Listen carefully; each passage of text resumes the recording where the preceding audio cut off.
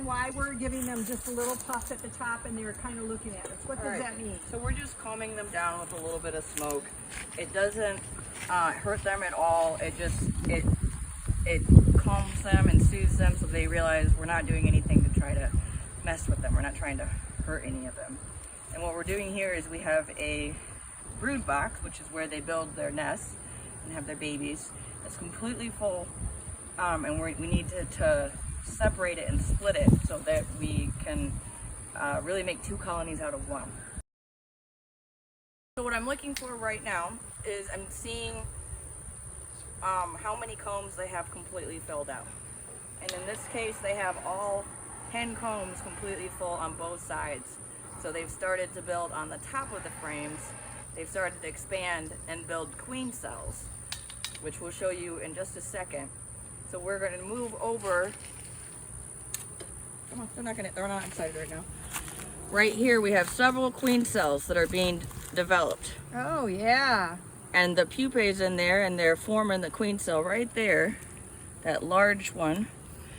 So that will emerge as a queen in about 5 days.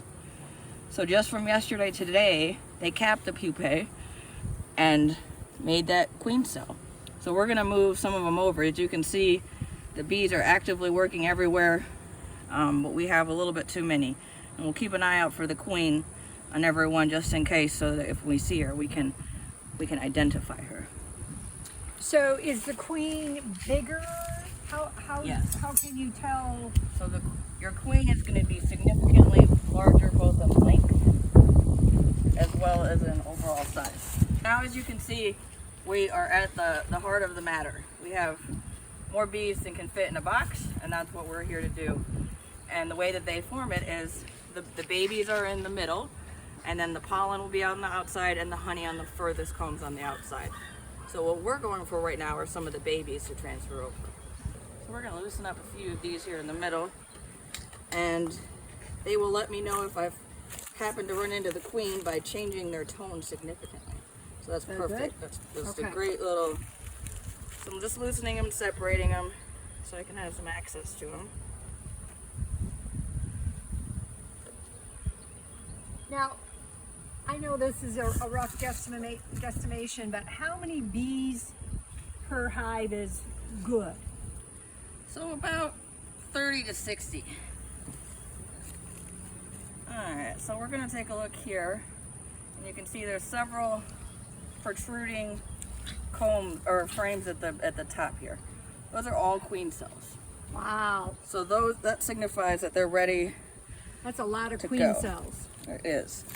This has a lot of brood on it, so you can see that the babies, any one of them are capped and kind of have a just very flat. Those are females, and if they stick out a little bit of protrusion, they're going to be the drone, the males.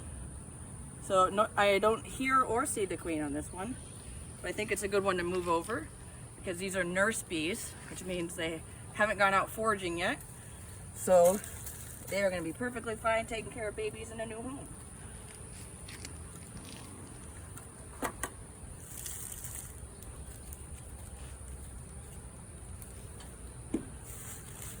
Now, how do you know when they accept the home?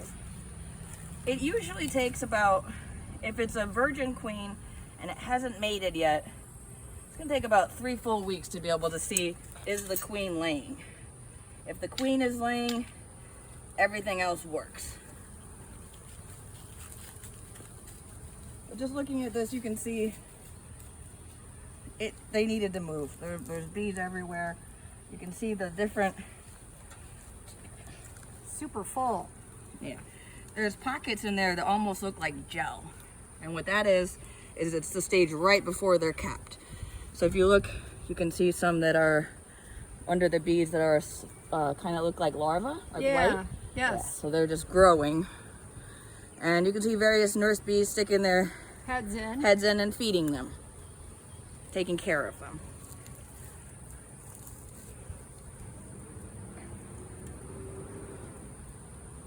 So we've already probably moved way more than 60. Oh yeah. No, this is about, I'm sorry, did I say 60 earlier? Yeah. No, I did not mean that. So there's a good, sorry, 30 to 60,000 is 30 the to full colony. 60,000. Okay, Yeah. that makes sense. So what I'm trying to do is take babies at different stages, so they don't all hatch at the same time, because we want to give, bees only have a 45-day lifespan, so you want to give them some time to, so Let me just do a little. yeah, so I'll be keen to figure out if the queen's on this one. Because you're thinking, because they got a little. Yeah, because as soon they as got I a little touched it, snarky when you did that. let's see, either that or I was close, but we'll look real quick. Because we don't want to move the queen over. We want to leave the queen in her existing home. So tell me why this hive is more yellow, or this, you know, panel. What do you call these? I'm sorry. Combs. Yeah, so the wax, so if you look in there, there's almost like purple, blue. It's depending on the color of flower. Okay. So whatever nectar, so this one is full of baby food. You see there's all that's nectar, and then you'll start to see some, I don't even see even any early, oh, there's a few there that are, there's a few babies on here. So this is really good for food. Sorry, I'm just looking at it, seeing if there's any other activities I need to note of. So I'll probably move this one over because it's a really good source of food for these babies that are going to be born. And again, we go brood, nectar, honeycomb. So will you put in some empty combs? Yes. And then they can start over again and do their. So I will leave empty combs in both colonies, both hives, so that they can both keep filling them up. Because as you can see here, they've already done that quite a bit and they don't have much more room. So this one will actually need some more added to it as well. So this is a shorter frame, which is why you can see they just added on to make it Yeah, that's pretty amazing. Yep. It's a little bit harder if they're like that when they're it's on the second story, if you will, because you don't always necessarily know it, and you might pull out what's stuck to a lot of honey. Man, there's so many bees still. Okay. So I'm really trying to divide this about roughly,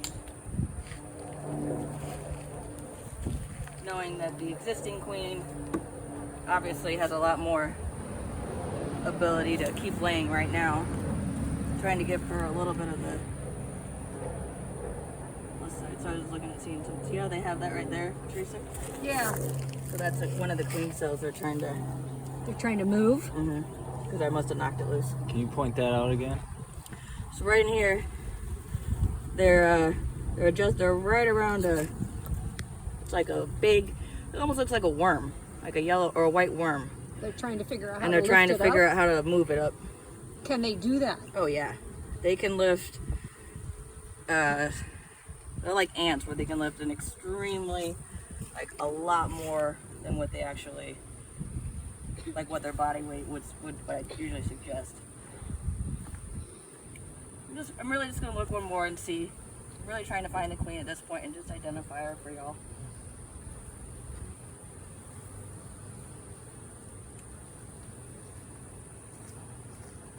We got a huge amount Oh. of. Oh, another one just dropped. Yeah, they got more See? queen cells all over that. And one just dropped on. Yeah, I think I'm gonna leave this one. Oh, I see the queen.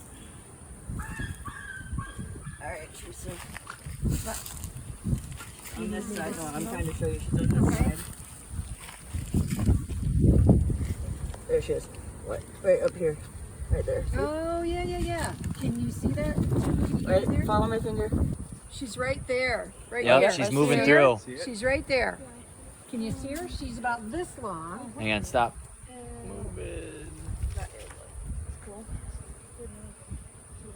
Oh yeah, I see her. Just a tiny bit of smoke. She's just trucking through. Cool. All right, so that's the one we want to be real careful of when we put it back in.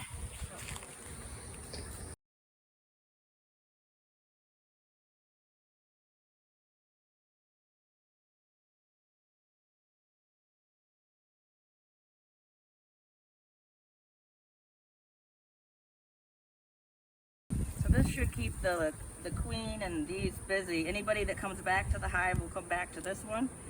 And anybody that we moved, this one, we'll move it a little distance away and they'll reorient.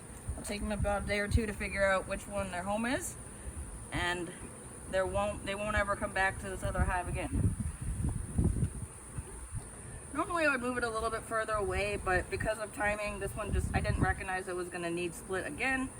But because of the spacing issues, we're just going to move it about 15 feet away, so it's still good enough distance that they realize it's a different place.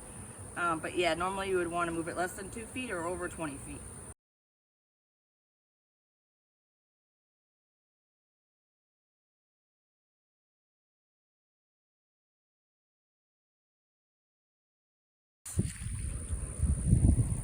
And there we did.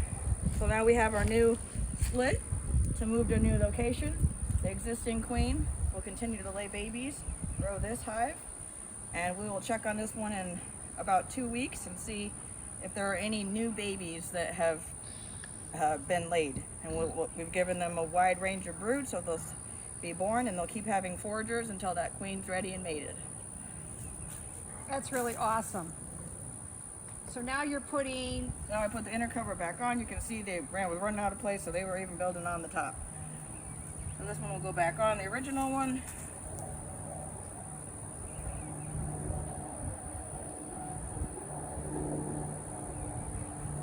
Just kind of line it up a little bit. And finally the outer cover. So you don't have to put that stack on it? No. I put that there yesterday just to give them some room because there was... Because there were so many. Yeah, there were so many. And this is our lid for this one? This is our lid.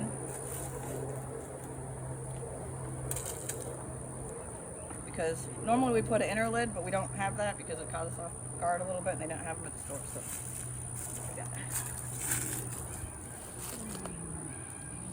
Okay, so are we going to move this one now? Yep. Or do you... Okay.